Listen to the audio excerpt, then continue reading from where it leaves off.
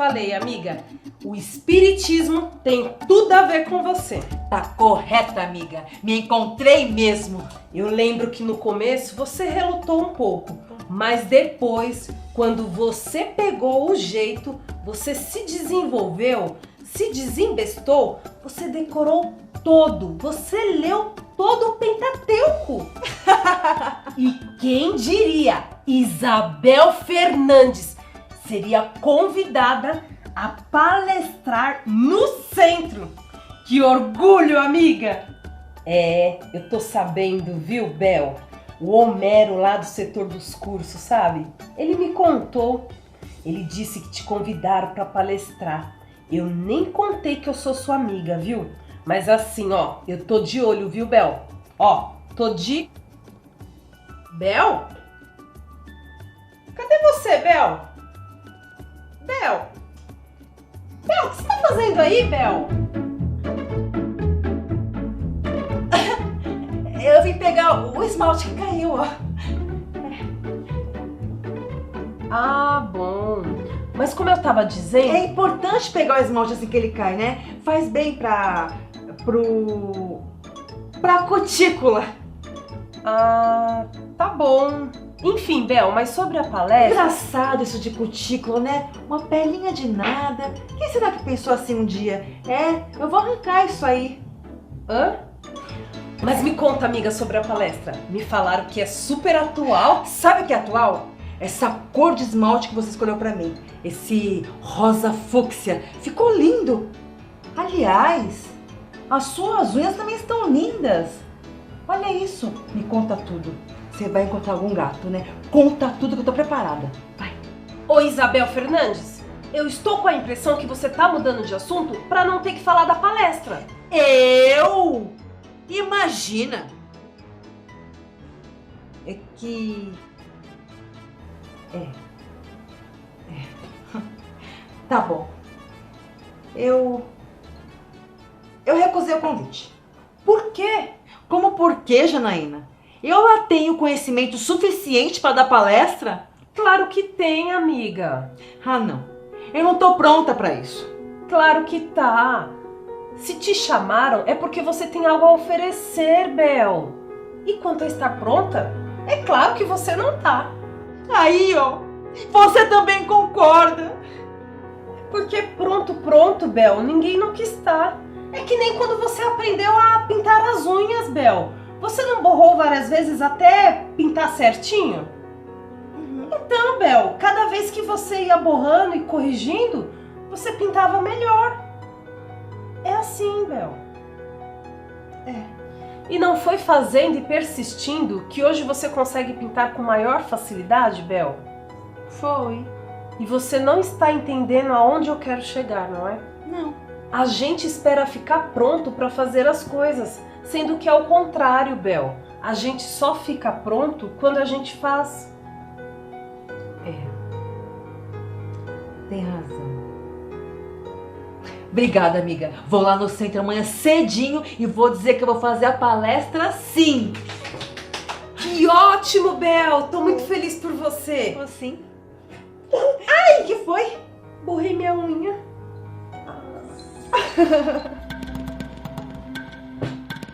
Acontece.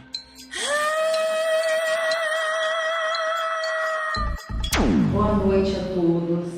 Estamos aqui mais uma vez na Casa do Caminho para fazer... Caramba! Demais, né? Oh, nunca vi coisa igual. Nossa, ela fez uma excelente escolha. Sem dúvida, incrível mesmo. Ela arrasou nesse esmalte fúcsia. Você viu, menino? Fiquei besta.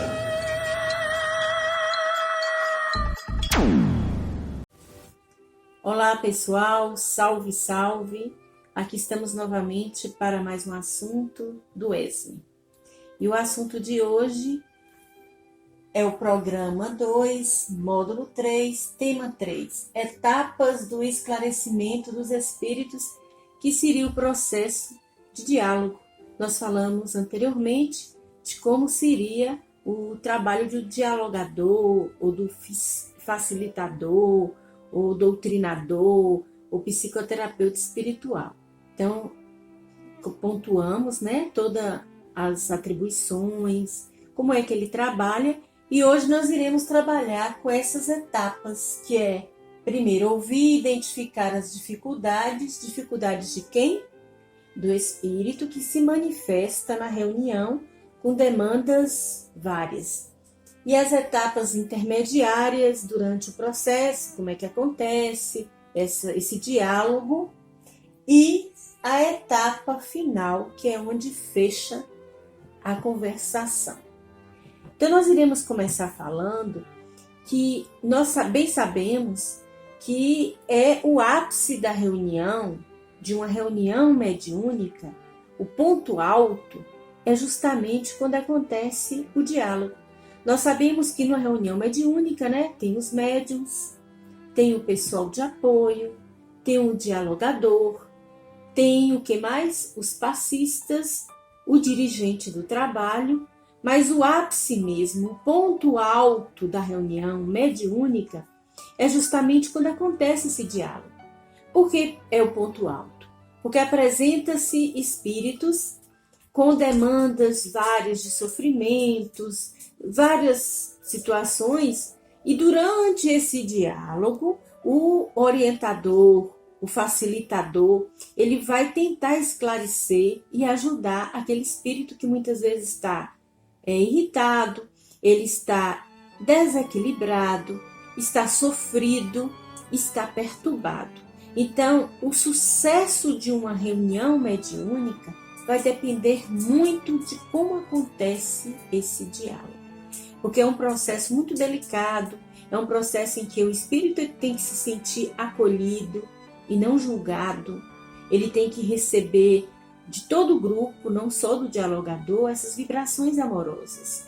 Quando o dirigente dos trabalhos sempre pede, vamos ficar em prece, vamos ficar em harmonia, é para que o espírito que ele chegue se sinta confortável, se sinta num ambiente favorável, porque ele está ali para ser ajudado, ele está ali para ser acolhido, para ele receber e não ser julgado por algum problema de raiva que ele ainda tem, de rancor. Ele tem que chegar, se sentir acolhido, e como um psicoterapeuta, como um psicólogo, quando alguém o procura, ele não está ali para julgar, ele está ali para, de forma neutra, observar o que causa sofrimento naquela criatura, o que está causando tanto sofrimento, e tentar mostrar um caminho para ele sofrer menos.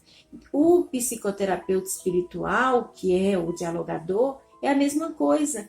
Ele tem que pontuar primeiro o que está lhe causando sofrimento, raiva. Então, o principal ponto é, antes, gostaríamos de frisar que o tempo máximo de uma reunião mediúnica são 60 minutos. Nunca deve ultrapassar isso. Tem que ter muito cuidado, vai estendendo a reunião e os médios, mas tem um espírito próximo de mim que ainda quer falar. Às vezes, eles aproximam justamente para atrapalhar, para perder a organização, para perder a disciplina. Então, os médios têm controle dos seus corpos, sim, e eles têm como controlar essa situação para que ele fale, não, agora acabou, tem um horário para começar, tem todas essas etapas, né, de ouvir, de ajudar, e tem a etapa final, que é o fechamento. E essa recomendação de 60 minutos é uma recomendação do manual de orientação ao centro espírita, que é todo um trabalho feito pela FEB, que é a Federação Espírita Brasileira. Não é uma coisa que alguém inventou, foi toda regulamentada esses 60 minutos. Então, primeiro ponto, ouvir e identificar as dificuldades. Esse ouvir é muito sério. Às vezes o dialogador, ele está tão preocupado em dar uma resposta, em mostrar trabalho, que ele não escuta o que o espírito está falando. Ele fica mais preocupando em rebater, em mostrar conhecimento, autoridade, e não é bem assim que acontece. Diálogo iniciado sempre pelo espírito, o máximo que o orientador, que o facilitador da conversa vai fazer é perguntar assim, quais as suas necessidades, o que você tem para nos dizer. Ele tem que fazer algumas perguntas para começar o diálogo, mas ele tem que deixar o espírito falar. Como é que ele vai orientar? Como é que ele vai ajudar se ele não escuta a demanda que vem do espírito, o seu sofrimento e as suas dores? Então ele tem que esperar com paciência e ter sempre uma saudação respeitosa. Eu geralmente utilizo que a paz do Cristo seja contigo. Cada um tem uma maneira de abordar aquele primeiro contato. Que a paz do Cristo seja contigo e procurar saber quem está se apresentando, para ele entender a dinâmica que ele vai trabalhar. Os primeiros momentos são muito críticos. Por que é crítico? Porque ele vai procurar identificar quem está se apresentando, então ele vai ter que ter muito cuidado se é uma pessoa do sexo, um espírito que se identifica no sexo feminino ou masculino, porque a gente já viu algumas situações que o senhor tem que se acalmar, e ele fala, eu não sou senhor, eu sou a senhora, você não sabe nem quem sou eu, que às vezes a gente pensa que isso não é muito importante, mas para ele porque ele, de repente, não tem credibilidade, porque ele na sua psicosfera, no seu psicológico ainda, ele tem uma identidade da última encarnação. Então, para ele é importante. Então, como é que o dialogador vai fazer se ele não tem a mediunidade de evidência para ele saber se o espírito é feminino ou masculino? Ele tem que ter muita sutileza e vai conversando e vai buscando algumas colocações de forma neutra e naturalmente o espírito vai se identificando. Então é muito delicado ele saber quem se apresenta e qual é o objetivo daquela pessoa ali, daquele espírito. O dialogador pode ajudar com perguntas provocativas, como eu falei. Posso lhe ajudar? Como você está se sentindo?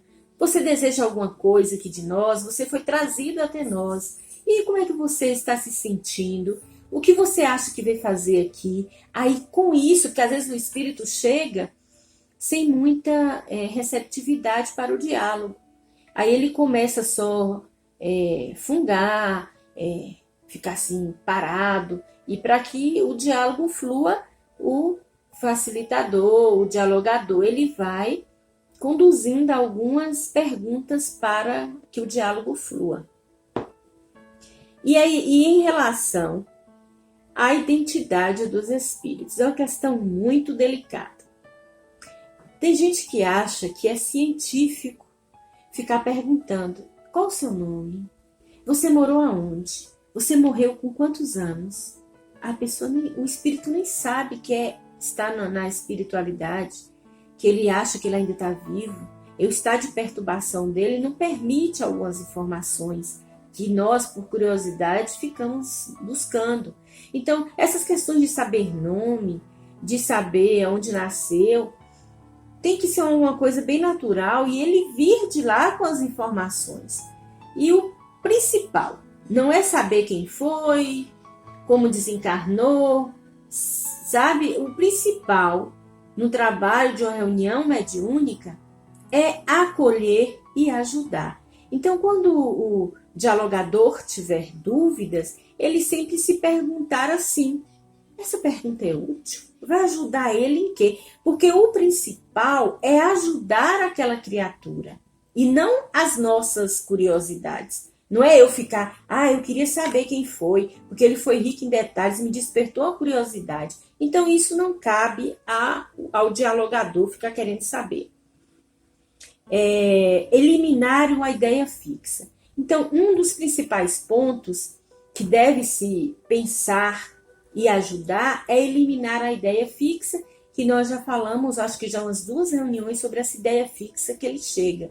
Ele chega com ideia fixa que ele está sofrendo, que ele está sentindo dor, que ele está abandonado, que ele foi injustiçado, que machucaram ele. Então, o processo principal é tirar essa monoideia, essa ideia repetitiva que fica por anos a fios, porque ele não consegue entender o que aconteceu. Então ele fica repetindo um acidente de carro que ele teve, ele fica repetindo um tiro que ele levou, ou um sofrimento que ele ficou muito tempo na cama, e ele não sabe se ele está em hospital, se ele está são, se ele está doente. Então o principal é tirar essa ideia fixa do espírito para que ele consiga abrir a sua mente e perceber que tem criaturas próximas a ele que estão tentando ajudá-lo, porque nós sabemos que a misericórdia de Deus é muito grande.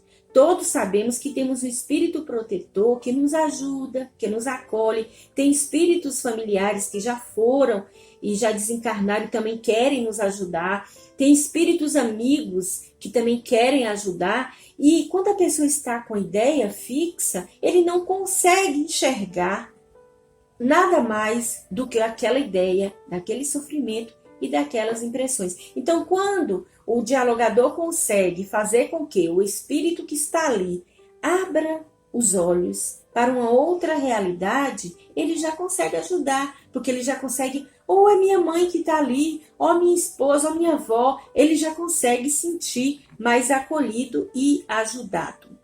Evitar diálogos longos. Tem dialogador que decora trechos do evangelho para falar do perdão, para falar da verdadeira vida espiritual, para falar de N coisas, e como se quisesse mostrar para os demais membros da reunião um conhecimento, uma experiência. Voltando ao ponto, o principal é ajudar aquele que sofre e não fazer uma apresentação espetaculosa que chame a atenção, que desperte a admiração. O trabalho não é para o dialogador, o trabalho é para aquele que sofre. E também evitar monólogos, sabe? Quando o espírito fica só sim, a coisa não evolui, o dialogador tem que ter essa sutileza de encerrar aquele diálogo, porque ele pode voltar outras vezes, ser ajudado, porque senão fica uma energia dispersa, ele tentando voltar a atenção para ele tentando buscar, e tem uma fila para ser ajudado. Isso tudo, meus amigos, o dialogador vai conseguir com o tempo, essas experiências, esse intermediar essas relações, equilibrar cada demanda. Não existe uma única forma de acolher, não existe uma única forma de cumprimentar. Não, cada um que apresenta traz a sua realidade, que é única. Então, essa daqui é o ouvir e identificar as dificuldades. Porque eu tenho que ouvir o que nós estávamos falando agora e identificar em que eu posso ajudar aquela criatura, em que eu posso. E se eu só ficar falando, eu não vou ouvir o que ele quer falar. A próxima etapa é a intermediária, que é identificar a condição, né, do ser, em que situação ele está, já está sabendo se é masculino, se é feminino, identificar, já estou falando com a senhora, ou com um senhor, ou com a criança. Acalmar o espírito. Ele pode chegar, eu não estou entendendo o que é isso, por que eu estou aqui, eu não conheço essas pessoas. Acalmar, você está entre pessoas que te querem bem, se acalme, tranquilize, ninguém aqui está para lhe fazer mal, e o médium vai ajudando, sabe? E o médium psicofônico, principalmente, ele tem que ter muito cuidado, porque se eu estou dando a minha voz, eu sou média psicofônica, ou seja, o espírito fala através da minha voz. E eu deixo o espírito tomar conta do trabalho, e o doutrinador está querendo falar. E o espírito não deixa espaço. Ele vai acontecer o que? Ele vai monopolizar aquele diálogo, ele vai ficar falando sozinho e ele não vai deixar de ser ajudado. Então o médium tem que ter esse equilíbrio de falar, peraí, agora eu vou, que a voz é dele, eu vou calar um pouco para ele ser doutrinado. Isso tem que ter esse feedback entre o médium psicofônico para ajudar o doutrinador. E os espíritos muito perturbados, a gente já falou sobre choque anímico, já estudamos sobre o tema. Ele chega lá e às vezes ele não tem condição nenhuma de falar nada, nem das suas dores, nem do seu sofrimento. Ele chegou lá para ser ajudado, mas ele não tem condição, porque ele está muito perturbado. E aí? O que a gente faz com um espírito desse? Que chega gemendo, uivando, gritando. Passe, prece e choque anímico. Passe todo mundo sabe, não é? Que é imposição de mãos, para acalmar as energias daquele ser perturbado. Prece, o grupo está em prece o tempo todo. É o que a gente espera de um grupo que está todo afinizado, né? Equilibrado. O grupo, o pessoal de sustentação ali em prece. E o choque anímico é justamente quando ele encosta no médium, mesmo que ele não tenha condição de falar, ele olhar e ver que o corpo não é dele. Eu sou um homem, estou aqui no corpo de uma mulher, essa voz não é minha.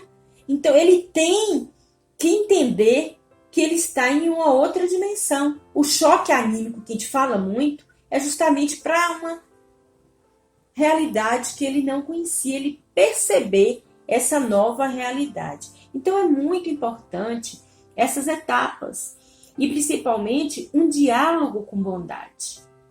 Nós falávamos há pouco sobre alguns dialogadores terem uma necessidade assim enorme de mostrar conhecimento e ficar o tempo todo dominando a conversa. Ele tem que se preocupar com a bondade. Ele tem uma linguagem simples, mas ao mesmo tempo firme. Simples e firme. Quando ele vê que o espírito às vezes está lá para poder avacalhar com o trabalho, ele fala, esse trabalho é um trabalho sério, nós estamos aqui para trabalhar e lhe ajudar, é como um médico, é como um psicólogo, é como um psiquiatra, é como um professor, que não deixa aquele que está sendo ajudado dominar. Tem que ter disciplina, tem que ter amor, tem que ter bondade, mas ele tem que ter firmeza. E o que faz um doutrinador ter firmeza? É o conhecimento da doutrina, é ele ter estudos, é ele ter equilíbrio moral, é ele ter uma condição moral que ele possa falar sem ser desmascarado. Então, doutrinar não é para qualquer um, é para aqueles que querem, cada dia, buscar combater as más tendências. Não é santidade, é buscar transformação moral e buscar sempre, cada dia, melhoras. E os demais participantes ajudam sim, como eu falei, no médium psicofônico, o doutrinador, apoiando mentalmente e não interferindo. Não é indicado ninguém interferir no diálogo. Eu vou aproveitar que eu estou falando isso, que o apoio tem que ser de uma forma que não interfira, que tem uma colocação desse livro, Desobsessão e Mediunidade Explicada, de Rubem Omar, que ele fala sobre isso. Porque tem pessoas que vão para uma mediúnica achando, se eu fosse o doutrinador, eu falaria outra coisa. Isso que ele está falando não está muito bom. Então, é falado aqui no capítulo 16 que, como somente ele, o doutrinador, é encarregado desse trabalho, deve ser obedecido à risca, sem questionamentos e muito menos pensamentos impróprios de outros membros do grupo. Como, por exemplo, se eu estivesse no lugar dele, eu faria desse ou daquele jeito. O tempo que ele está perdendo para pensar que faria diferente, ele está deixando de ajudar com boas vibrações, ajudando de forma equilibrada. Mas na frente, pobre do esclarecedor que diz ou mesmo pensa após o encerramento da reunião, eu venci mais um. A questão lá não é vencer mais um. Ele deve ter consciência de que não está lá para vencer ninguém, a não ser a si próprio e as suas más inclinações. Ou seja, tanto o pessoal de apoio como o doutrinador tem que ter muito cuidado. O pessoal de apoio não ficar com esses pensamentos que não são apropriados, que ele faria melhor, e o doutrinador também não pensar menos um. Não, aquele vai ter oportunidade de voltar, se for possível, e ele não está lá para conseguir que aquela pessoa, com um botão, seja desligada e resolvido os problemas. Evitar manifestações simultâneas, que são vários médios comunicando ao mesmo tempo, que viram uma bagunça, e às vezes os espíritos se aproximam para criar essa bagunça. Aí o que acontece? Perde a harmonia do trabalho. E quando necessário, fazer indução hipnótica. Quando necessário. Indução hipnótica é quando o espírito ele está muito resistente a ser ajudado e o doutrinador começa: você tomou uma medicação, já lhe deram, você agora está sentindo sono, você vai ser levado para um hospital, você já foi medicado. Ele começa: lembre de sua mãe, que era uma pessoa que lhe ajudava, ela não queria te ver nesse estado. Ele vai induzindo. Aí tem que ter o doutrinador, ele tem que ter muito jeito, ele tem que ter muito domínio para ele ir para esse campo, entendeu? E aí vamos finalmente à etapa final do atendimento, que é quando tudo termina, que é o desligamento psíquico. O médium tem que ter muito cuidado para desligar psiquicamente o dialogador e o médium, porque o dialogador desliga daquele psiquismo e o médium também daquela faixa, porque senão ele fica outras manifestações ainda com aquele psiquismo. E às vezes é outro pensamento, outro sentimento. Ele tem que ter o desligamento psíquico. Há um desgaste energético do médium. A espiritualidade geralmente já faz esse tipo de trabalho, que nós sabemos que existem 3 tipos de passe, dando uma relembrada, que é o passe físico, né, que é o anímico, tem o passe espiritual e tem o passe misto. Então, a espiritualidade, como tem uma equipe ali já ajudando, já ajuda muito. Mas, quando necessário, a equipe encarnada pode também ajudar. E oportunizar outros a serem ajudados. No fechamento do trabalho, tem que ter muito cuidado para que o espírito não fique a noite toda só ele querendo comunicar. Dá oportunidade para outros. O tempo acabou, se for. Tem aqui vários para ser atendida, tem médicos que ficam ansiosos, mas poderão voltar em outra oportunidade para serem ajudados. O importante de tudo isso, meus amigos, é que nós não estamos trabalhando sozinhos. A equipe espiritual está dando todo o suporte. Nós somos aqueles que ajudam a equipe espiritual, mas o trabalho eles desenvolvem, eles tentam nos ajudar ao máximo. E nunca é demais falar que o estudo sempre tem que vir antes da prática. E o local para se ter reunião mediúnica é na casa espírita. Lá existe uma organização, uma proteção, um cuidado espetacular. Então, quando alguém da nossa família está doente, a gente não fica fazendo assim invenções de ajudar, de dar um remedinho. Coisa simples, uma prece, você pode fazer em casa. Agora, reunião mediúnica é como você pegasse um paciente que precisa de tratamento médico e tentasse fazer medicina na sua casa. Você vai ficar vulnerável, sua família vai ficar vulnerável. É para ser atendido num centro espírita.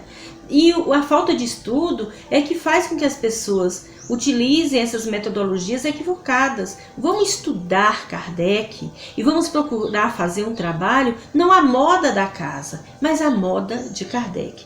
Pois então, amigos, muita paz para todos, gratidão pela atenção e que possamos perseverar nos nossos estudos, agradecidos a Deus e à espiritualidade maior por mais essa oportunidade. Muita paz a todos.